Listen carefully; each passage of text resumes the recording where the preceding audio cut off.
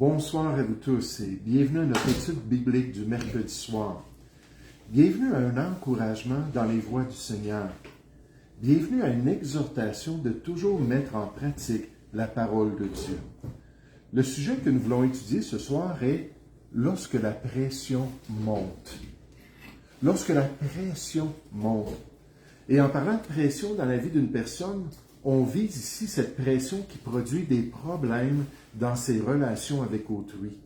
La pression malsaine du cœur qui peut même affecter la communion entre chrétiens, entre enfants de Dieu, nécessairement tout dépendant de leur gestion de cette pression.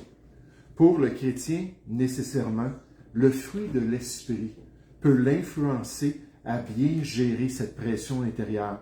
Ou, encore une fois, pour le chrétien, les œuvres de la chair peuvent l'encourager à laisser ses pressions se manifester négativement et au détriment de ses relations avec autrui. Les deux dynamiques sont présents en lui et peuvent affecter comment il gère les pressions dans son cœur. En fait, sa vraie spiritualité se révèle clairement à chaque fois qu'il a des épisodes dans des difficultés relationnelles pour démontrer si c'est l'esprit qui domine ou si c'est la chair qui est au contrôle.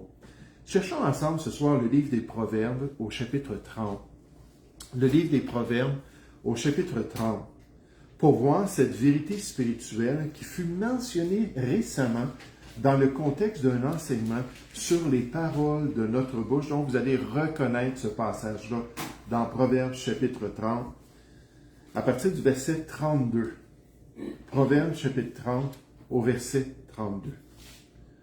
On nous dit, si l'orgueil te pousse à des actes de folie, et si tu as de mauvaises pensées, mets la main sur la bouche, car la pression du lait produit de la crème, la pression du nez produit du sang, et la pression de la colère produit des querelles. Puis notre texte débute avec cette proposition « si ». Si, dans une telle circonstance où ton cœur vit une pression particulière et malsaine, dans ces cas où tu te sens agité par la colère ou par ton orgueil, en face d'un tel trouble dans ton cœur, voici ce que tu dois faire, puis on va regarder les détails dans un instant. Voici comment il faut se conduire. J'aime bien ce que Jean dit concernant notre langue et nécessairement concernant l'état de notre cœur. Puisque c'est de l'abondance du cœur que la bouche parle, Jésus nous a dit ça dans Matthieu 12 au verset 34, et Jacques nous dit dans Jacques 3:2, nous bronchons tous de plusieurs manières. Nous bronchons tous de plusieurs manières. Si quelqu'un ne bronche point en parole, c'est un homme parfait, capable de tenir tout son corps en bride ou tout son corps sous contrôle. En d'autres mots, ces instructions ce soir sont pour chacun de nous. Ces vérités sont pour chaque enfant de Dieu parce qu'on bronche à cet égard. Cette sagesse de Proverbes chapitre 30 est pour tous les croyants. Si c'est le cas, si ça arrive, si tu ressens cette pression malsaine-là, alors qu'est-ce qu'on doit faire? J'aimerais qu'on puisse regarder ça ensemble au verset 32.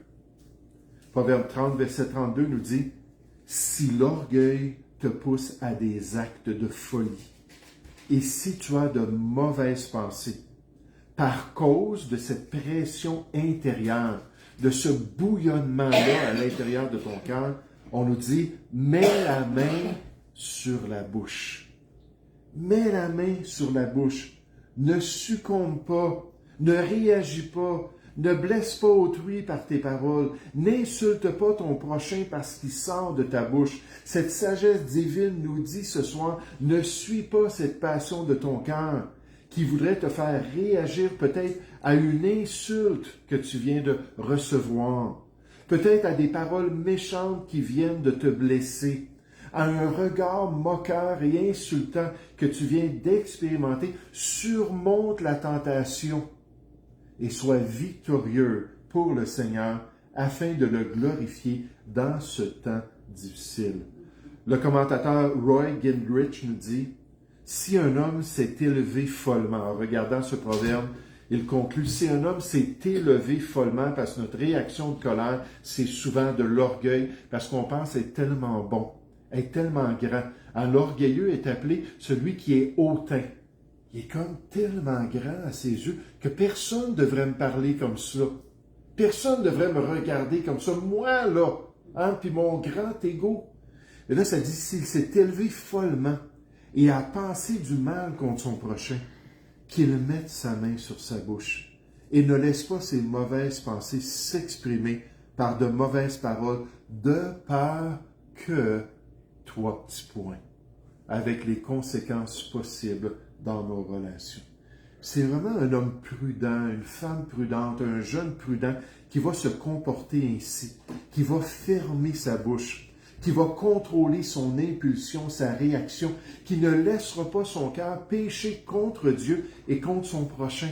Proverbe 29 au verset 11 le confirme en disant « L'insensé met en dehors toute sa passion, toute sa colère, toute son irritation, toute sa réaction du cœur. Il va le laisser sortir dans sa conduite, mais le sage la contient. Le sage la contrôle. Le sage refuse de laisser cette pression intérieure-là le porter à faire ce qui est mal aux yeux de Dieu et nécessairement aux yeux des hommes. Allons dans le Nouveau Testament pour voir une confirmation de ce principe. Cherchons encore l'Épître aux Éphésiens au chapitre 4. C'est arrivé à quelques reprises que lorsqu'on est allé dans le Nouveau Testament, qu'on a confirmé ça avec le Nouveau Testament, on s'est tourné dans le chapitre 4 de l'Épître aux Éphésiens. Chapitre 4, 5 et 6 de cet épître-là parlent de la nouvelle vie. Parle de celui qui est vraiment sauvé. Parle de celui qui a la capacité de marcher selon l'Esprit, de se dépouiller du vieil homme et de ses réactions, et de se revêtir de l'homme nouveau pour la gloire de Dieu. Éphésiens chapitre 4, verset 26, puis on nous dit « si ». Encore une fois, dans ce contexte, avec cette possibilité, ce potentiel-là dans notre vie. Si vous vous mettez en colère, ne péchez point. Ne péchez point. Que le soleil ne se couche pas sur votre colère. Réglez la situation de votre cœur. Réglez la situation relationnelle avant la fin de cette journée. Et ne donnez pas accès au diable. Les situations malsaines à l'intérieur du cœur, les situations malsaines à l'extérieur dans les relations du croyant doivent être réglées le plus tôt possible. De peur que les circonstances s'empirent encore plus et prennent des proportions démesurées à cause de l'œuvre du grand calomniateur, de l'accusateur des frères. Ici, dans Éphésiens chapitre 4, au verset 27, on nous dit « Ne donnez pas accès à qui? Au diable. » Puis le mot « diable », on a Satan, on a différents mots qui sont utilisés, le serpent ancien, et ça. Mais ici, le mot « diable », ça veut dire celui qui attaque, celui qui calomnie, celui qui chuchote, un nouveau verbe, celui qui chuchote des choses contre autrui. Oui, merci de rire, comme ça va me justifier dans mon rire. Mais ici, on nous parle de Satan, et plutôt du diable qui a cet accès. La colère est une excitation émotionnelle provoquée par quelque chose qui nous déplaît profondément, affirme le pasteur Warren Wiersbe. En soi, la colère n'est pas un péché, car même Dieu peut être en colère. Plusieurs fois dans l'Ancien Testament, l'expression « la colère de l'Éternel » apparaît, et en passant, on le voit aussi dans le Nouveau Testament. La sainte colère de Dieu fait partie de son jugement contre le péché, comme l'illustre la colère de notre Seigneur Jésus lorsqu'il a purifié le temple à Jérusalem. La Bible parle souvent de la colère qui s'enflamme, comme si la colère pouvait être comparée à du feu. Parfois, la colère d'un homme couve, mais cette même colère peut soudainement éclater et détruire les gens autour de lui. Comme il est difficile de pratiquer une colère vraiment sainte et une indignation juste parce que nos émotions sont entachées par le péché et que nous n'avons pas la même connaissance que Dieu possède en toutes choses. Dieu voit tout clairement et il sait tout parfaitement, mais ce n'est pas le cas pour le chrétien. Le principe du Nouveau Testament semble être que le croyant doit être en colère contre le péché, mais doit aimer tout de même les pécheurs autour de lui. Puis je pensais à une justification de ce qu'il dit dans Romains 12 au verset 9. Ça nous dit d'avoir le mal en horreur. Détester le mal. Détester la transgression de la loi de Dieu, de la volonté de Dieu. Ça, c'est quelque chose qu'on nous commande de faire, mais sans détester le pécheur. Il est possible d'être en colère sans pécher, mais si nous péchons, nous devons régler le problème rapidement et ne pas laisser le soleil se coucher sur notre colère.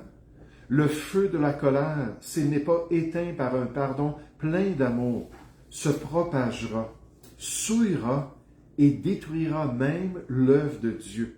On va terminer tout à l'heure avec un exemple dans l'Église de Jésus-Christ.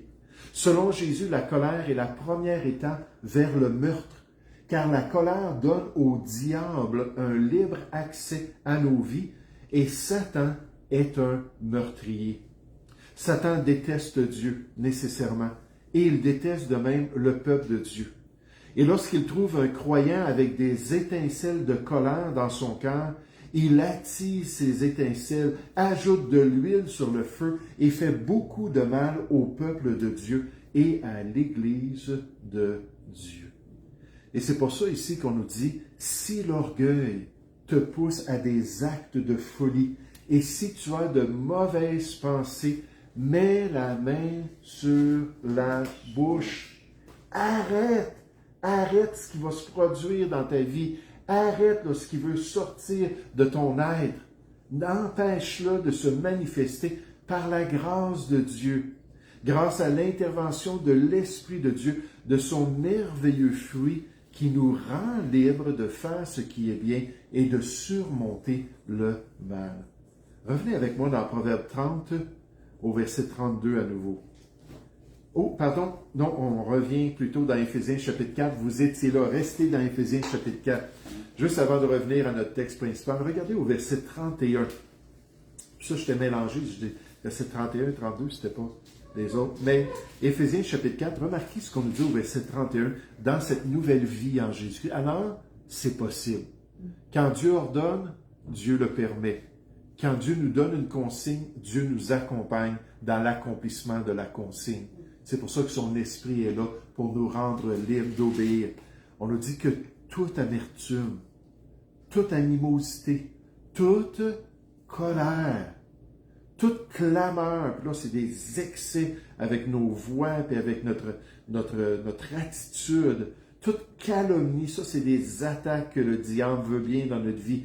Et toute espèce ou toute manifestation de méchanceté disparaissent du milieu de vous. On règle les choses avec autrui, on se revêt du nouvel homme pour le faire.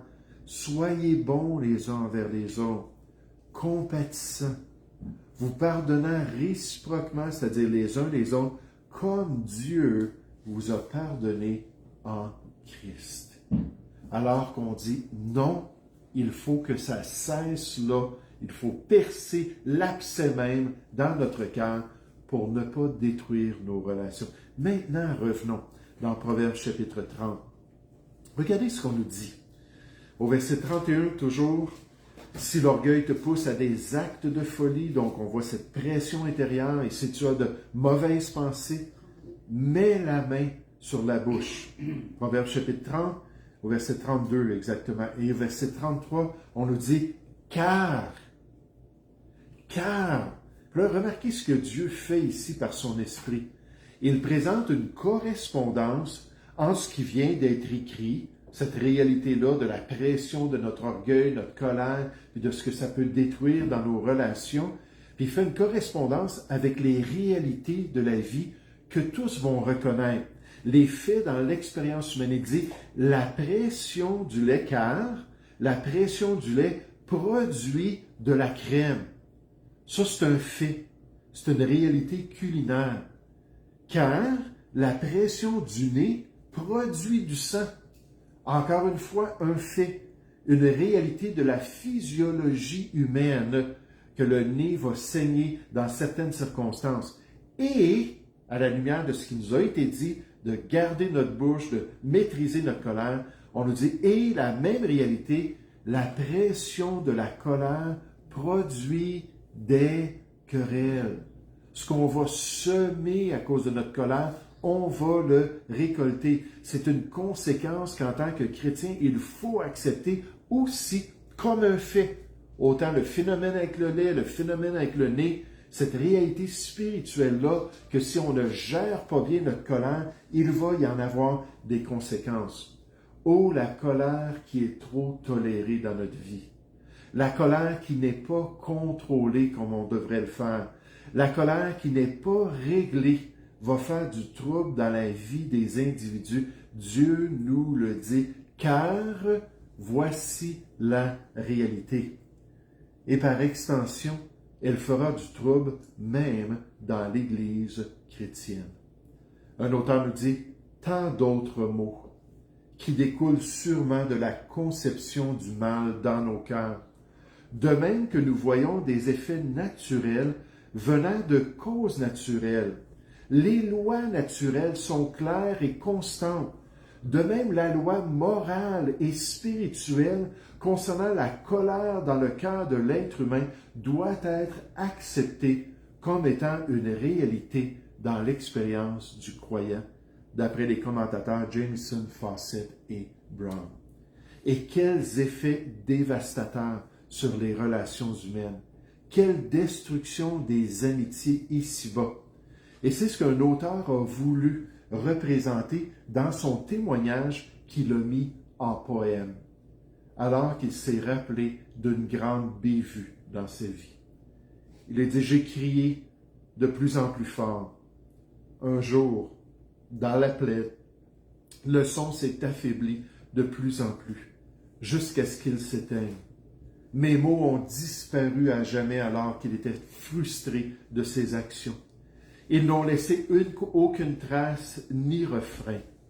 Toutefois, les collines voisines ont capté le cri et ont renvoyé un écho malsain. Là, c'est traduit de l'anglais. Si vous cherchez le poème dans tout ça, ça ne ressort pas de la même manière. J'avais prononcé ces mots dans ma colère envers celui qui était mon ami. Comme un couteau, ils ont profondément coupé, une blessure tellement difficile à guérir. Ces mots prononcés sans considération, je voudrais sincèrement que nous puissions tous les deux les oublier. Mais leur écho vit et leur mémoire demeure. Leurs souvenirs continuent encore et encore. Combien de cœurs sont brisés, combien d'amitiés sont perdues par des paroles méchantes prononcées avant d'en compter réellement le prix. Quelle tristesse et quelle douleur. C.A. Lubero. Malheureusement, les chrétiens de même peuvent être infectés par une colère non contrôlée. Je termine avec une histoire. Donc, on se souvient dans notre texte de ces deux réalités. On nous dit si ça va se produire, mets la main sur ta bouche, puis ensuite, car voici la réalité. Souvenons-nous de cette réalité-là. C'est une loi morale et spirituelle qui est inviolable. Il ne faut pas jouer avec le feu. Dans une petite ville, il y avait une église dynamique et pleine de croissance, connue pour sa communauté intime et ses programmes d'évangélisation bien actifs. Cependant, sous la surface, il y avait des conflits non résolus entre chrétiens, des tensions latentes entre certains dirigeants et membres de l'Église. Ces problèmes ont fini par déborder d'une manière qui a considérablement affecté l'Église. Tout a commencé par un désaccord sur la direction du ministère de la jeunesse dans l'Église. Le pasteur de la jeunesse, passionné et énergique, voulait introduire de nouvelles activités et changer quelque peu le programme. Certains membres plus âgés et quelques dirigeants ont estimé que ces changements étaient trop drastiques et s'éloignaient de leurs coutumes bien-aimées. Au lieu de discuter de ces différences ouvertement et calmement, les conversations sont devenues houleuses. Au fil des mois, la colère et la frustration des deux côtés ont augmenté. Les calomnies ont commencé à se répandre. Pourquoi? Parce que, comme on le voit dans 2 Corinthiens chapitre 2, si on ne se pardonne pas en tant que chrétien, on donne accès à l'Église. Donc, on donne accès à l'Assemblée. Puis dans ce passage-là, 2 Corinthiens chapitre 2, on nous dit que le diable peut avoir libre accès pour causer du trouble s'il n'y a pas un vrai pardon. Si on laisse le soleil se coucher pendant des jours et des mois, puis ainsi de suite. Mais donc, les calomnies ont commencé à se répandre. Le diable était actif et des factions au sein de l'Église se sont formées. Les membres ont commencé à prendre parti et l'unité qui caractérisait autrefois l'Assemblée a commencé à se désintégrer. Les services du dimanche étaient remplis de tensions et l'assistance a commencé à diminuer car les gens se sentaient de plus en plus mal à l'aise dans cet environnement hostile. La situation a atteint son paroxysme lors d'une réunion administrative de l'Église destinée à résoudre le conflit en cours. Ce qui devait être une discussion constructive s'est transformé en une dispute. Des accusations ont été lancées, les esprits se sont enflammés et le respect mutuel s'est évaporé. Le pasteur a essayé de jouer un rôle de médiateur, mais a été submergé par l'intensité de la colère dans la salle. Dans les semaines qui ont suivi, l'Église a connu un exode massif de ses membres. Ceux qui sont restés étaient divisés et méfiants les uns des autres. Le pasteur de la jeunesse a démissionné et plusieurs dirigeants clés ont quitté. Les programmes d'évangélisation de l'Église ont souffert du manque de bénévoles et de soutien financier. En fin de compte, l'Église, qui était autrefois un phare d'espoir dans la communauté, a fermé ses portes. Quel pouvoir destructeur de la colère lorsque celle-ci n'est pas contrôlée et des conflits non résolus sont tolérés au sein d'une Église. La colère peut rapidement passer d'un petit désaccord à une division qui déchire le tissu même de l'Assemblée. Tout ceci nous rappelle l'importance de régler nos conflits au plus tôt, de pratiquer le pardon et de s'efforcer de conserver l'unité dans le corps de Christ. Puis nous, je pense qu'on peut s'identifier à ça parce qu'on en a eu quelques épisodes, malheureusement, depuis presque 14 ans qu'on est ici. Il y a eu des temps comme ça, où il y a eu des exodes, où il y a eu des gens blessés, puis beaucoup de tiraillements. Si l'orgueil te pousse à des actes de folie, et si tu as de mauvaises pensées, mets la main sur la bouche. Car la pression du lait produit de la crème, la pression du nez produit du sang, et la pression de la colère produit des querelles. Nous allons prier ensemble. Oui, Père Céleste, merci pour ta grâce, merci pour ta protection, merci pour l'unité que tu désires dans l'Église. Tu nous dis de rechercher ce qui mène à cette édification, ce qui mène, Père, à cette unité au milieu de ton assemblée. L'unité de l'Esprit, tu nous dis que l'Esprit de Dieu veut accomplir alors qu'on ferme la porte au diable, alors qu'on ne laisse pas les choses déraper, Seigneur, les choses s'empirer. Et Père Céleste, quelle réalité spirituelle à retenir. On ne se moque pas de Dieu, tu nous dis. Ce qu'un homme aura semé, il le moissonnera aussi. Aide-nous à veiller, aide-nous à être sur nos gardes.